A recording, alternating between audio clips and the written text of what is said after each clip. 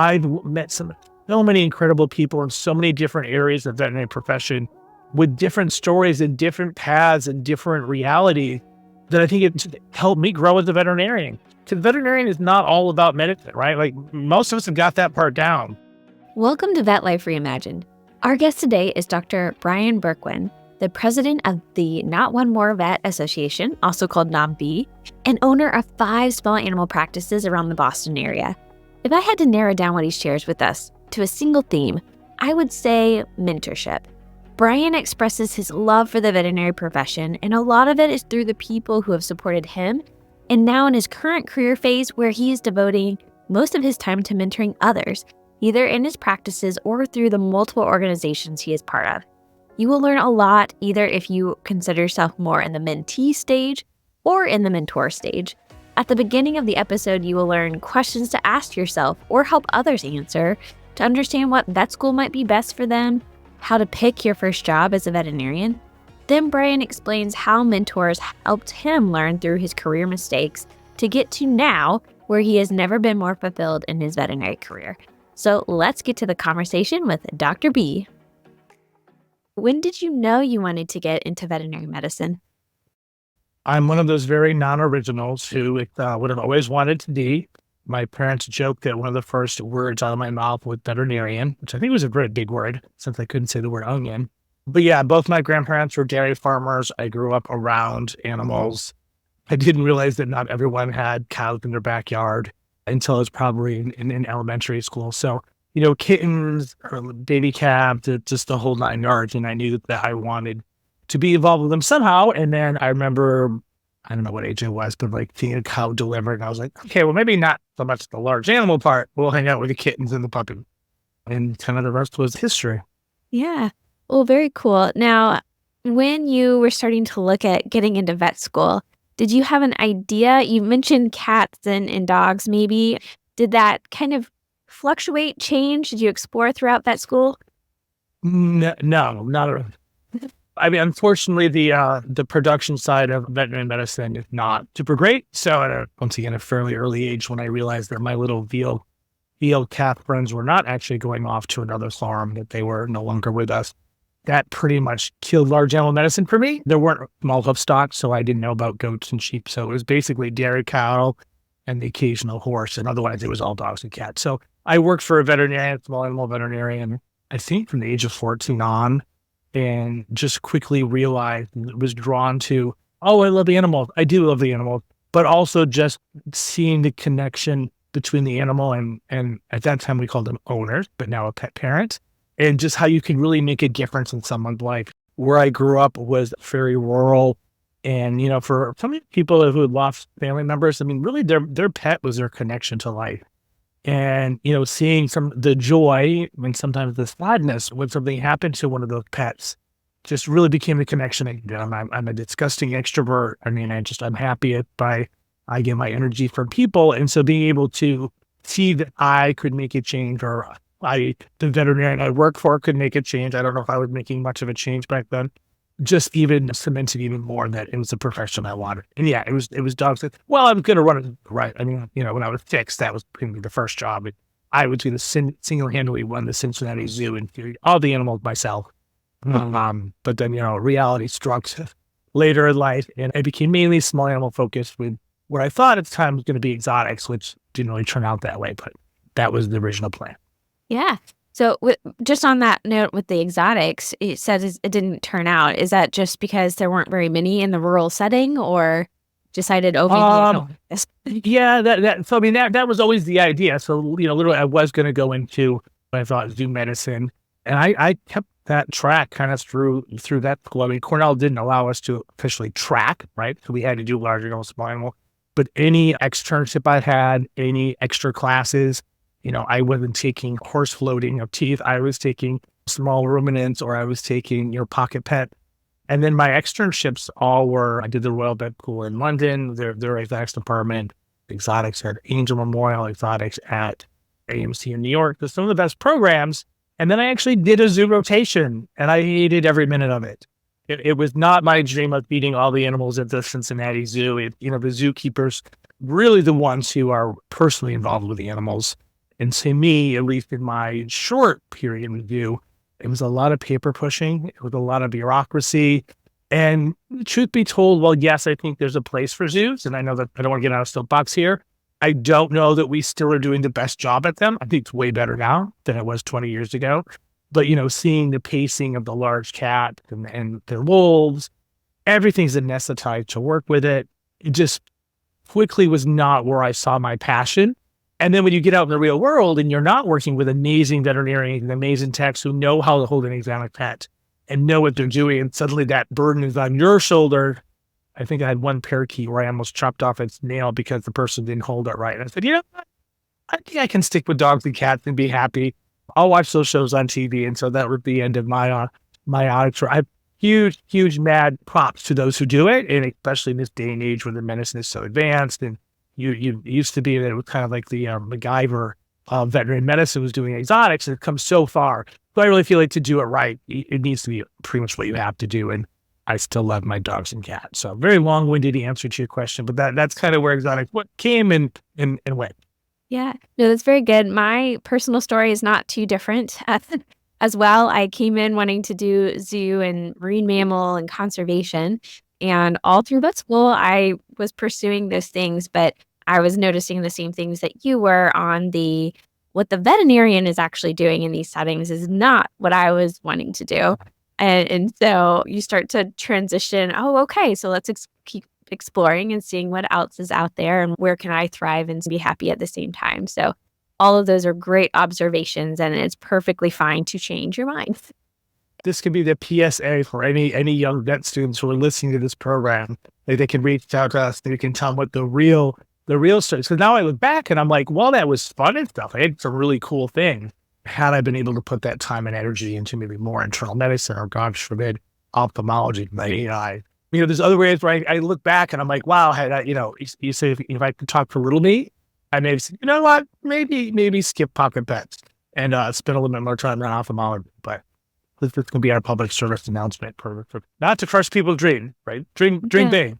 But the reality is, I think, a little bit different of a situation. Yes, I think staying curious to lots of different things is a good way to be, because that is where you are more likely to find where you truly fit and keep going forward. So you focused on the cats and dogs, and so you were in the Boston area, and it sounds like you kind of stayed in that area. After vet school, where did you go, and what were you looking for in maybe your first job as a veterinarian? Sure, it's very simple. I didn't want rural. I loved where I grew up. It was a super safe area. We didn't lock our cars or our houses. A little Boy Scout would walk up and down the street and knock on strangers' doors and sell them overpriced gift paper. So I'll never take that back. I love where I grew up. But, as a young man coming to terms with my, my gayness, moving back to rural New York was not really where that was going to be at. And then also socioeconomic. Cornell really taught me what really good medicine can look like. And unfortunately, the socioeconomics of rural New York was that likely I was rural anywhere for that matter. When you're choosing between feeding your kid and the dog or sending the kid to get meds and the dog, often the dog's not winning out. And that's not how I wanted to start my career. And then just also, even taking away gay, just being a young professional, I really wanted city life. For me, it was between Boston and New York. At the time, I was dating someone at Cornell, so that geographically kind of worked. And I joke that, my car is what made the decision for me. I had gotten a fairly new car, and I looked at schools and I looked at jobs in New York and Boston both. At the time, and I think it's still the case, New York doesn't pay great because they don't have to. There's so many other careers where your partner is in fashion, finance, whatever it may be, that have to go to New York. And so you as the partner of said person in those professions. So it's really a saturated, or was, I talk like I know now, but what I've heard from, others, it hasn't changed that much. These are small little clinics for the most part. And so there just wasn't a lot of great job opportunities. And they didn't pay well. So, I was comparing jobs where in New York, I was starting badly, like $50,000 back in 2001. And automatically you were going to be living with 2 or 3 roommates. I was going to have to park my car on Long Island. I was probably going to have to do moonlighting, so it's called, where you do shifts overnight. So to start your career where you're already like having to do extra shift just to make ends meet. And then I interviewed at Boston for about the same amount of money at that time. I could get a place with one roommate, who was a veterinarian. I wasn't before strangers. I could park my car behind the house. So it was really, for me, it was like looking at the two. I was going to get the same urban experience from Cornell to New York versus Cornell to Boston. It wasn't a ginormous difference in travel time. I have friends in both places. So I went to St. Lawrence undergrad, which was a huge feeder school for Boston and New York. So I already had kind of a pre-existing family here, friend family, if you will. And that was really important to me. I knew from talking to recent grads that, the shock of being in your little nest of vet school where you've got automatic friends and then moving into the real world, I kind of wanted that mini step of knowing I had unestablished people to lean on. And gosh, let me tell you, it's probably where I am today is because I did have that family. And so when things came up, you broke up with a boyfriend and family things happened and work sucked and life sucked. I moved here in 2001. There was a lot going on. I moved here, I remember 9/11. So just when all that stuff was happening, it really helped to have a foundation for when days were bad. And I wouldn't have really had that in New York. So I never looked back on my decision to move to Boston. And, here I am 20 some odd years later. And I remember when we opened, which I'm sure we'll get to, but when I opened my business, I remember turning to my fiance at the time. I'm like, I guess that means I'm staying here. Cause I guess I always had that like, well, am I going to move to New York? And then opening a business, I said, well, I guess this is finally this vision that I'm a true Bostonian. And if you see the way I drive, you understand that I am a true Bostonian at heart now. I still speak like I'm not from here, but otherwise I'm Boston through and through. What a great observation. I find myself in these conversations talking about having a support network and how essential it is to every aspect of life, everything from your emotional well-being, but even from a career perspective, if you feel like you are supported, it's a lot easier to be able to feel like I can do, fill in the blank. So I think that is a great thing to look for, especially in that time of transition when you're trying to figure out who I am as an adult veterinarian. Yeah, and I don't know that anyone talked about that. I mean, when people were talking about what to look for a job, it's obviously good things, mentorship and new equipment and good clientele and all that. But nowhere did anyone say go where you know people. Because, crap happens. Like, you need to move.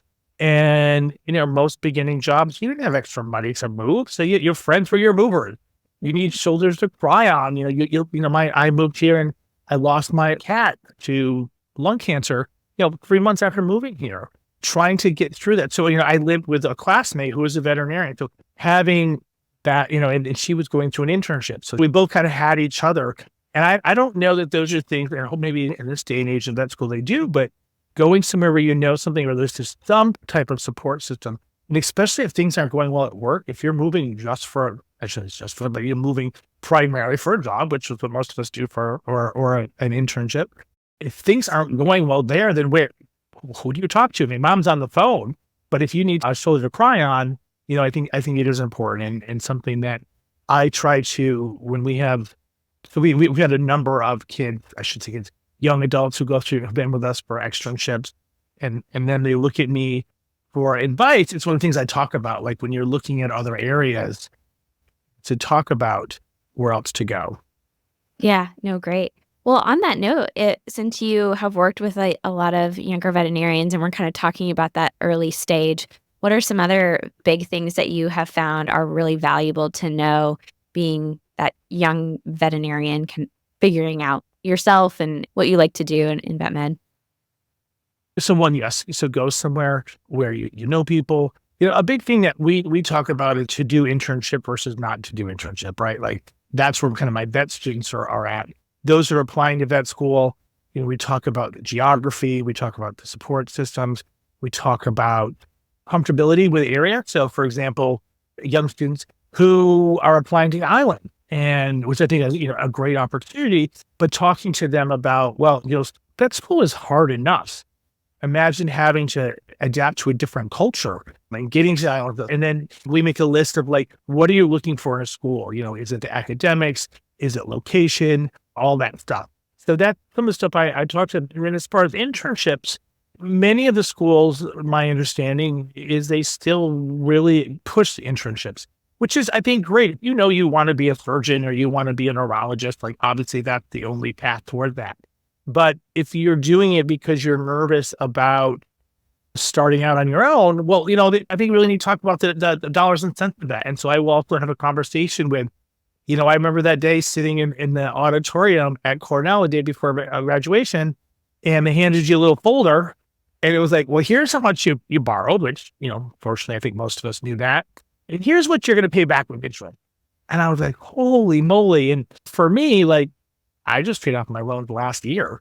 And so if you delay a year because you are wanting to make sure you know good medicine, then find a really good job with good mentorship and don't borrow for another 3 years and make some money. So kind of a long-winded answer to your question, but we look at a lot of different stuff, what they're looking for in life, location, do they want to be dealing with a different culture, or even, the difference between the New England versus the South or East Coast, West Coast, and then the finances. Like, does an internship really make sense for you? And just really kind of breaking that down into the bits and pieces. And for something, it's just so yes. And sadly, a lot of them have went on to do internships, and, I'm not a specialty hospital, so they haven't come back to me. But I kind of provide mentorship throughout. So when they're looking for that first job, we talk about looking at the different corporate versus non-corporate, referral versus urgent care versus general. I try to be a mentor kind of throughout their educational process. And, and at times, where they'll decide that, Boston Veterinary Clinic maybe isn't right for them, I've still said, still use me as a resource, like, because I know through my various organizations and Not One More Vet and other stuff, I've got a pretty good network. And even if I don't know that person, I can probably find someone who does. And so I've tried to be a resource because I didn't really have that. When I was looking for a job out of vet school, this was pre-internet. And so you couldn't like Google or Glassdoor or things like that. You just hope to gosh that you made a good decision. And mine was pretty good. But I'll tell you, I had a bunch of classmates that their first decision wasn't. And, now with things being so much more connected, I think we can do a better job helping our new grads to find that first great job, because it really does set the tone for the rest of your career. Yeah, I think that's such a good point. And also just to maybe have a couple different people you talk to about things, because I have also noticed things change over time. When I was getting out of vet school, it was an extremely competitive place. A lot of the reasons why they would recommend internships, apart from wanting to specialize down the road, was to help you be more competitive. So at the time, it made you look good and you could be more competitive to go do a 1-year internship and then go. But I think that's very different these days, when I don't think it's this bad anymore. But a few years ago, people were trying to sign contracts to second-year veterinary students. So, there was a great need for veterinarians. And like you said, the pay is almost night and day different from internship to actually getting a job. So I think it is very good. Go ahead and ask people about different opinions, understand your personal situation, and try to find your list of priorities and focus on those for you. One of the things that we talked about was that you started as an associate veterinarian in other people's clinics, and eventually you did start your own business. But you mentioned you did it kicking and screaming. So I'm very curious, what was the story of deciding to be a practice owner?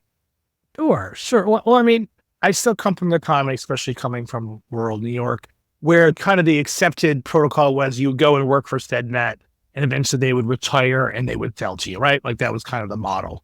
De novo, the idea of opening a new clinic, kind of a foreign concept, right? Not a lot of people were doing that.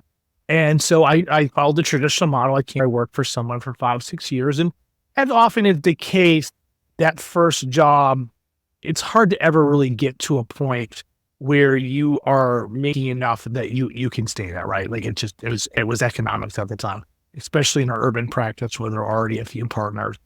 And so I did what I think many have done. I drank the corporate Kool-Aid for a little while, and the pay was better, the benefits were better. In this particular case, the clinic was really looking for someone who had a passion in dentistry, which I did. They helped facilitate that. And so I will never look back as that as a bad option for me at that time. I wish I'd done more homework. I did very little homework, I'm embarrassed to say. But I knew someone that worked there. He was doing well there. And this is where, like times can change. Like at that point, this was a clinic that had been recently bought by a corporation, but it was run by a kind of a family organization, right? So it wasn't private equity money. And so I called it my Camelot year because it was like 5 youngish veterinarians. I think, most of us were been out 6 or 7 years. We actually didn't have a chief of staff. And we just kind of, and I've never heard of this ever working, by the way, but we just kind of led by example, right? It was just, we were all in the same group and we were all so hungry for knowledge and we'd help each other. And that lasted for 3 or 4 years. Then this particular family sold to private equity. And that's where things really change. Suddenly it's all about your numbers and blood panels you had submitted. And suddenly our hours had been extended. And then we added Sundays. And I don't need to belabor this. We all know what can happen in a corporate situation. And we watched our clinic had, I think, was up to almost 7 doctors at one point, slowly dwindled down to 2 to 3 doctors. Now, the housing crisis was going on down around that time too. So I don't want to blame it all on management. But definitely, we couldn't hold a practice manager to save our life. I think we went through 4 chiefs of staff. And the reason why I mentioned all this is not to poo-poo corporates. But what I learned was what I did not want to have in the future. So during this time, I bought a condo and I like nice things. And, I was making top dollar, but I wasn't making enough money to redo my house. So I wanted a new kitchen. I wanted, because obviously buying a condo as a young professional, I wasn't buying brand new. And so I started doing relief work. And it started out small, and like most know, relief work can be fairly profitable. And I started working every shift. I don't suggest what I did. I was, every Saturday I was working. Days I got done early, I went to this other practice. But what I found during that is I got to see what a lot of other clinics looked like, right? Other corporations, whether meaning to or not. I kind of started like a little Rolodex in my mind, or I guess a checklist would be a better example of what I liked and what I didn't like, what worked and what didn't work. And as things with corporation got worse and worse, I became very toxic. I don't like to throw that word around because I think sometimes it's overused. But what ended up happening was I got to the point I didn't want to see my own dog. Like when I came home and pets are coming at me, and I had this distinct memory of like my lab jumping up on me and being like, "Oh, get off me!" And I was like, "Whoa!" So number one was I cut back on the relief work. The extra money was not worth how grumpy I was starting to become. Put the nickname Bitter Blonde Boy, because literally I was just bitter all the time. I wasn't happy. I didn't like working.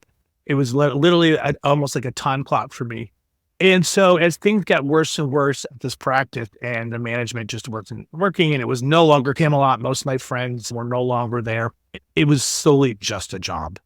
And at that time I was dating who's now my husband, who was an MBA. He was on Wall Street and had a very entrepreneurial way of looking at things. And I'd come home every day, rah, rah, rah, rah, rah. I'm just this really grumpy guy. And I worked at kind of the best clinics in Boston. And I was like, well, we're going to have to move. But at this point, I had a condo and I had the connections and my family friends here. So he's like, well, why don't you start your own business? I said, well, that sounds like the dumbest idea I've ever heard. And he's like, well, no, like I've got the financial muscle to do this. You've got the connections, you have the knowledge, it works, it doesn't work. And so he just kept picking at me. And after one just like horrible day, those days where you just, kind of life-changing days, I was like, that's it. And so we started working on what it would look like to do a concierge mobile practice. Now, I do sometimes feel like I do a lot of bragging, so I like to take myself down a notch a little bit. That business did not work.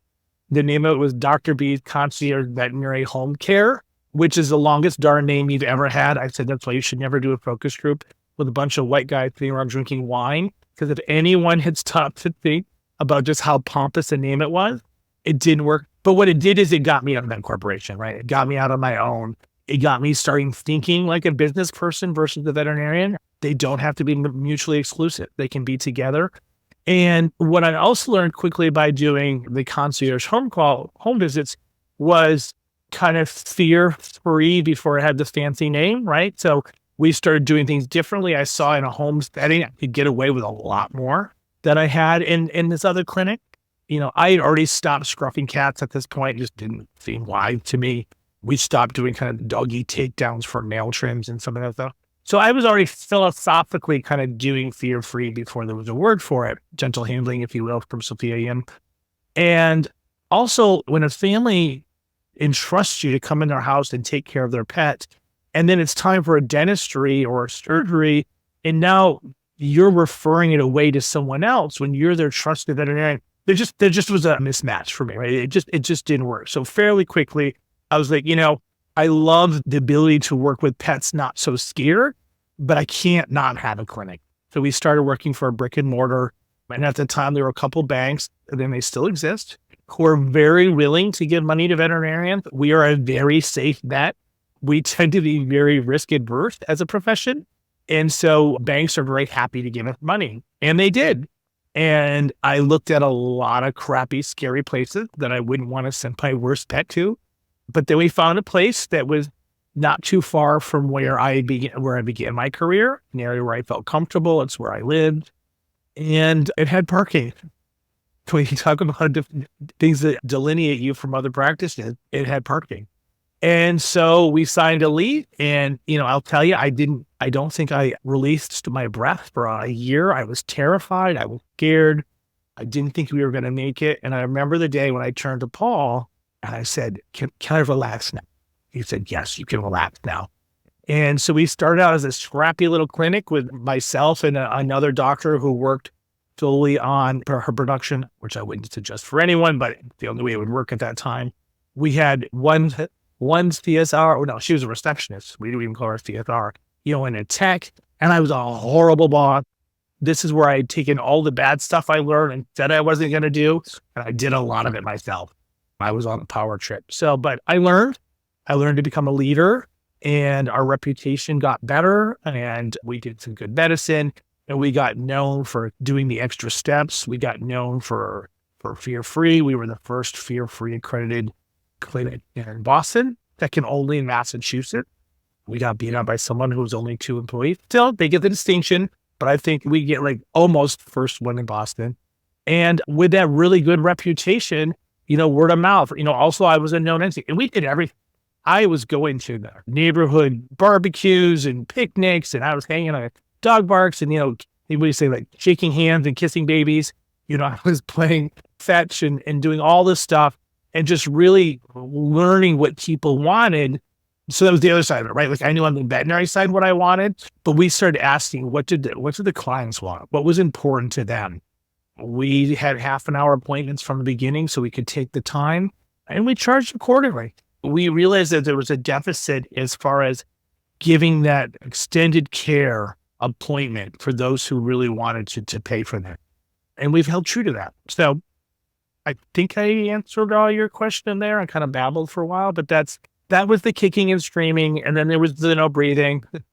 And then there was the relaxing, and then the enjoying, right? So I started to like veterinary medicine again. I liked what I did. I would walk to work in the morning with my dog, and I was excited again. Veterinary medicine was exciting to me, and I wanted to make it different because what I was doing? I could see, I was back to me that little text when I was 14 years old. I was seeing that I was making a difference in these people's lives. That's just that heartwarming joy that I had lost. Yeah. Oh, wow. And I really liked where you talked about you were getting out in the community, not only to be a face, but you started asking people what they were looking for. And I just had a conversation with somebody about how when we think about our clinic or our business, that we might want to be a little bit more targeted in who our audience is and understand what they are looking for, because you can't just always say, well, our audience are pet owners, right? That's a huge audience. But what are the people in your neighborhood looking for?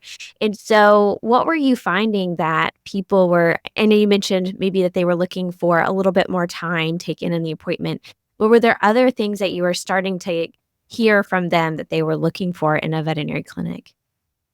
I've always said that I wanted to run an ad campaign, which I will do at some point when I feel it's safe.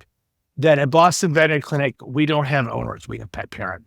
A little risque, I could probably lose some clientele there. But really, that's what it comes down to. If you just think your pet is something that you own, then we're probably not going to be the right clinic for you. We really advocate for the pet. And, I'd say 85% or 90% of our clientele are pet parents, right? This is their, I didn't used to like the word, but I've come to embrace it. This is their fur baby. I have a very large gay and lesbian clientele. In many cases, this is their child, for lack of a better term. I have a lot of starter families, right? So, living in the city, and that's why I want to make a little side note here. I am speaking mainly of what my experience as an urban practice. I know this is very different in the suburbs and other areas. So I want to say I'm not judging people in other areas, but for me in an urban practice, a large LGBT clientele where they don't have a two-legged baby, they're four-legged or feathered or beaked or otherwise, as well as a lot of starter families, right? These are young professionals where they are experiencing, maybe it's their first time living with a partner, and they get that first puppy and that first kitten. And the reason why that is important is it's very different than someone that this is their fourth or fifth pet, right? They've been doing this for their whole life. They know that puking once isn't a big deal, a little bit of diarrhea. So they need those extra touch points. And this is also a lot of our clientele, few younger. So first it was millennial and now it's Gen X's.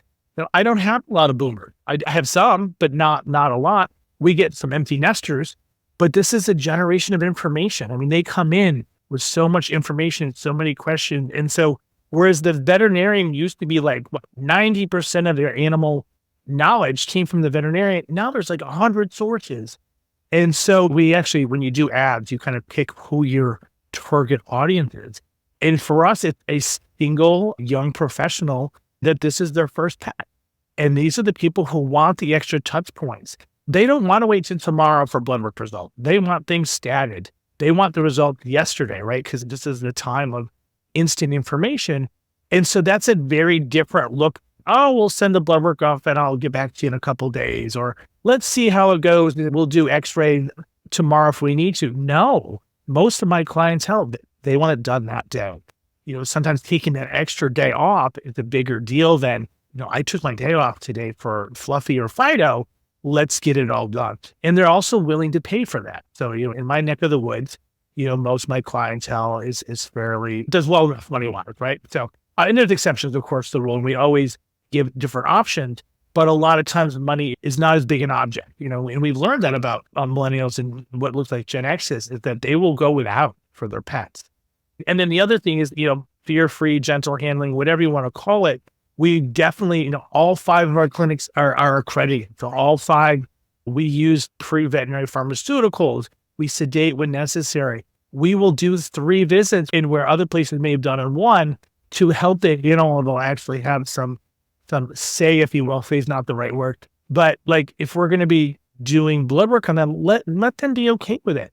And so that takes time and energy and resources that we're willing to meet the clients where they're at. And you'll see that in our reviews. Our reviews for those who get it are outstanding. Oh my God, I replied to 3 yesterday. All 3 were cat owners were like, I didn't know that a vet visit could be like this. The doctor took their time. And these are things that if you haven't had a cat or a dog who doesn't do well at the clinic, you may be like, what the hell is the big deal? No animal likes to have blood work done. Well, I'm not saying the cats are coming in and putting their paw out, but we're taking our time with them and not just holding them down and those nits of hell and, just pushing them through it and then wondering why they bite us. And so that is a client that we speak to. Those are the clients that are going to want to come to Boston Veterinary Clinics. Those are the ones that stay with us. And we have people who drive from, hours, they'll move away to still come back to us.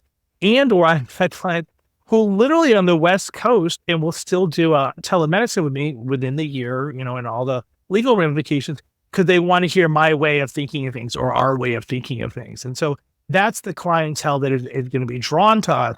We take the time, we really explain things further, we go the extra mile because we understand that that's what they're paying for. And that's really kind of become that's our culture. That's our lifeblood. So the techs and the CSRs who are with us, they find us and stay with us. So our retention rate is fairly high because they want that experience. They're not going to go back to the days of just getting it done.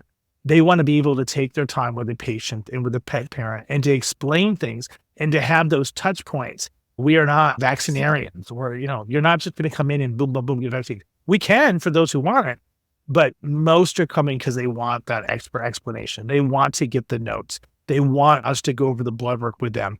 And, it being Boston, we got a lot of tech companies.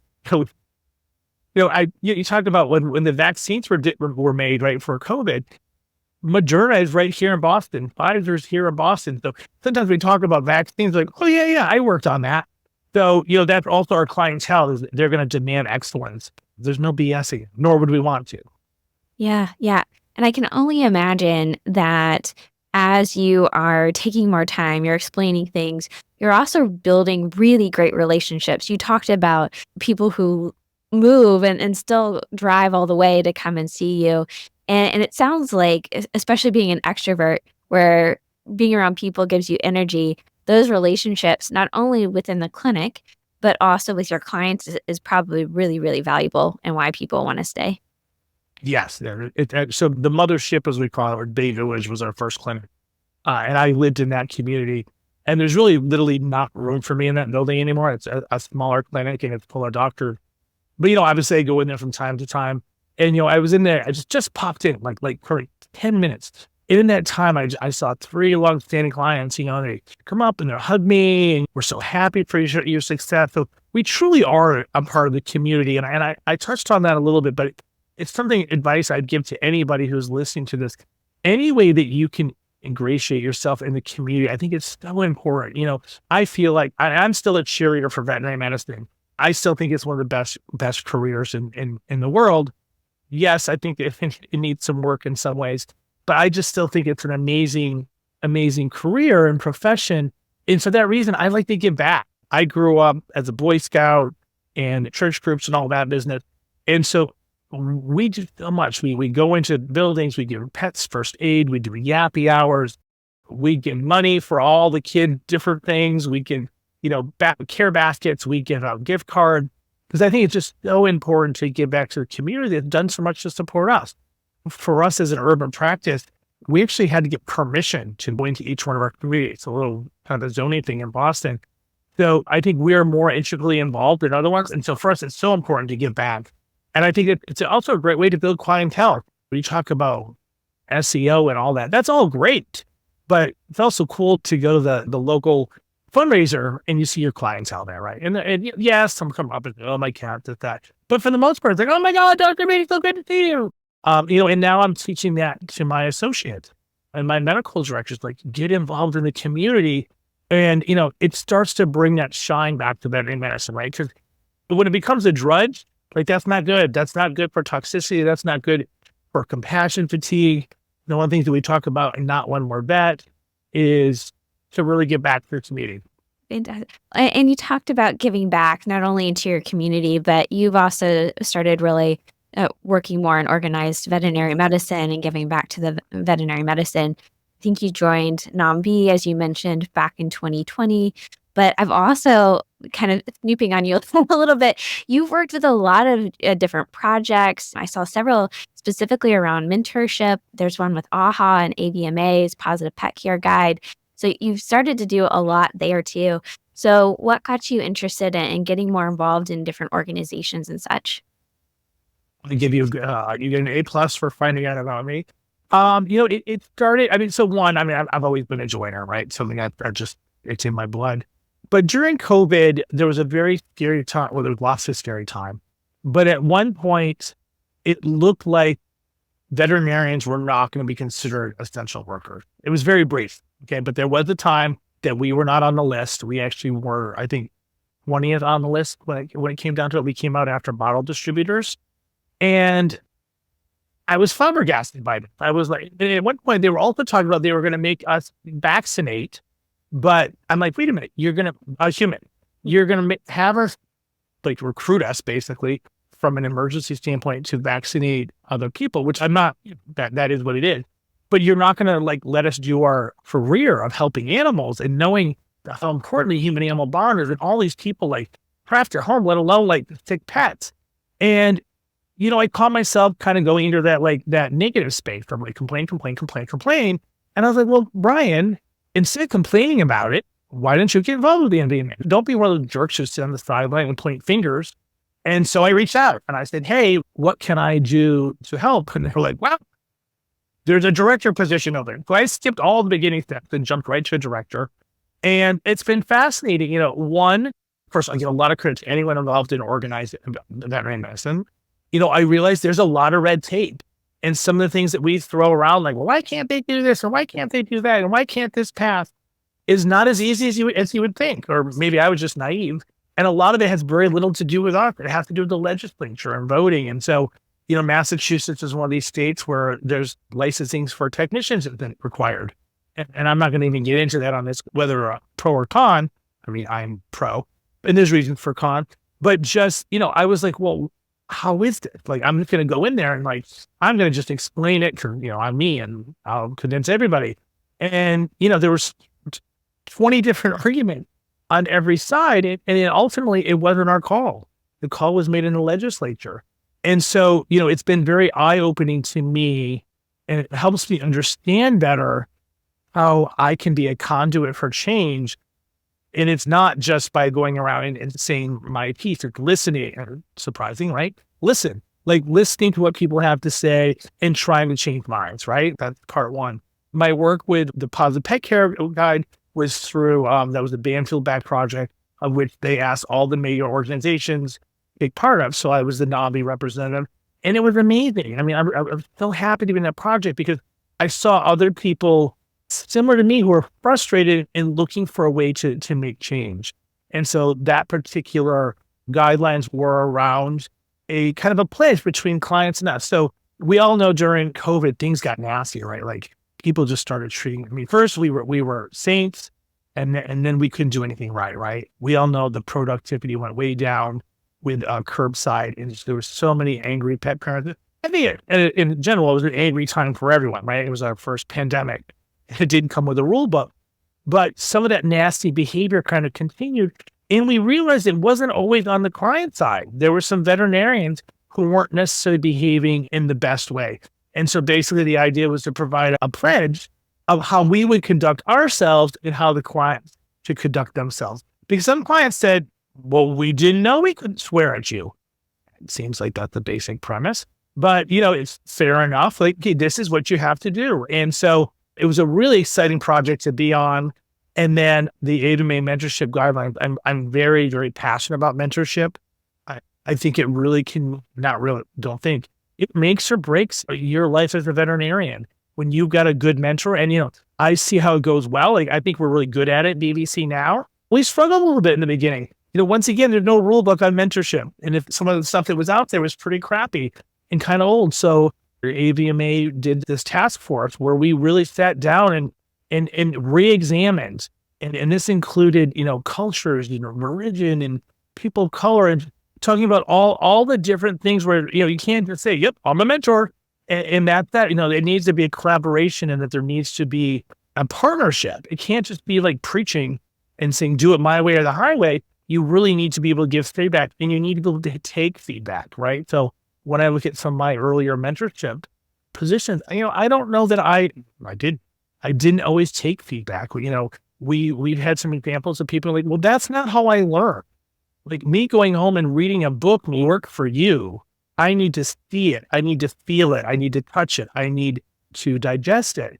And so that's what it was so exciting to hear and see what mentorship meant to other people, and really question some of what we had, well, at least myself, had taken kind of mentorship gospel, if you will, and kind of turn it on its butt and say, you know what? No, maybe that's the way it used to be done, but this is how we should do it. This is how other people see it. Like, this isn't their life experience. And so it just was really an eye opener for me in a good way, and made me question a lot of the assumptions I had made. We all know what assuming does. And so I really, really enjoyed it, and, made some really great colleagues. And I guess that's the other thing I would say about, any type of organized veterinary professions is the relationships you make, right? So, I think as we get along further in some of our profession, we isolate ourselves, whether we need to or not. We kind of work alongside the same people day after day. I've met some so many incredible people in so many different areas of the veterinary profession with different stories and different paths and different realities that I think it helped me grow as a veterinarian. Because veterinarian is not all about medicine, right? Like most of us have got that part down.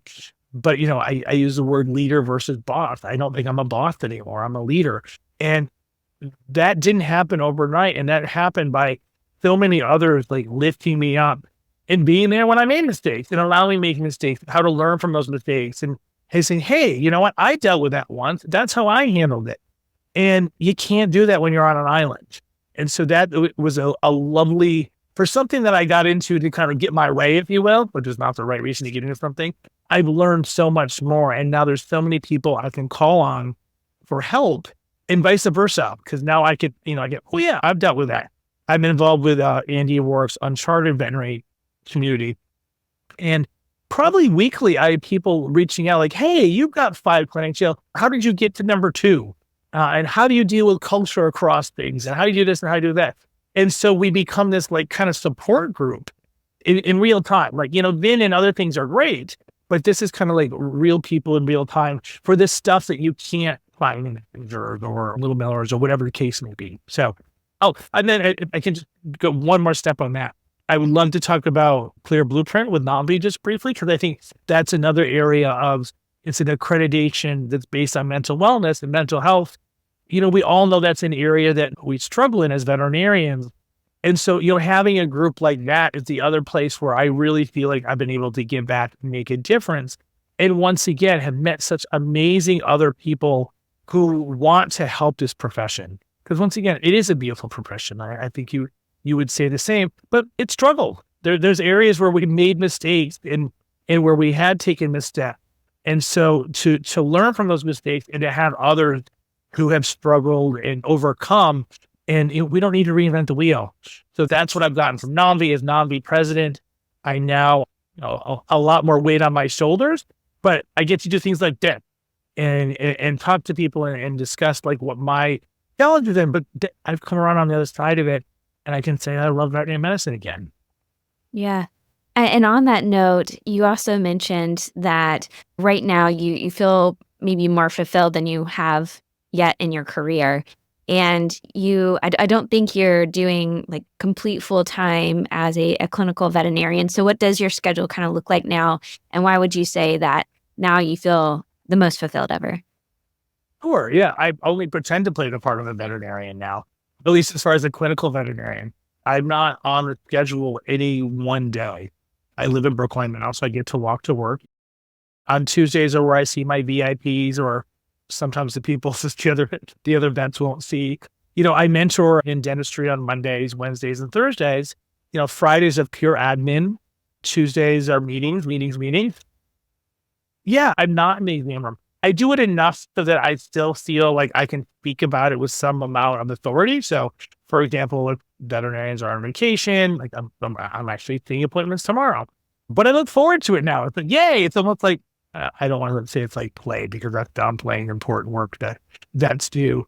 But it reminds me why I do this. It reminds me of the challenges my vets have, because I think if I lose that, then I'm not going to be as an effective leader. I need to remember what it's like to be in the exam room and the challenges that my veterinarians face. And there's a little bit of, we throw around the word imposter syndrome. There are times that, if I'm not in the exam room or if I'm not doing some surgeries, dentistry, I start to be like, well, am I even a veterinarian? Ask this philosophical question. Am I even a veterinarian? Which is a stupid question. Of course I am. I don't need to see pets to be a veterinarian. There's many, many, many other ways of being a veterinarian in this world that don't involve clinical work.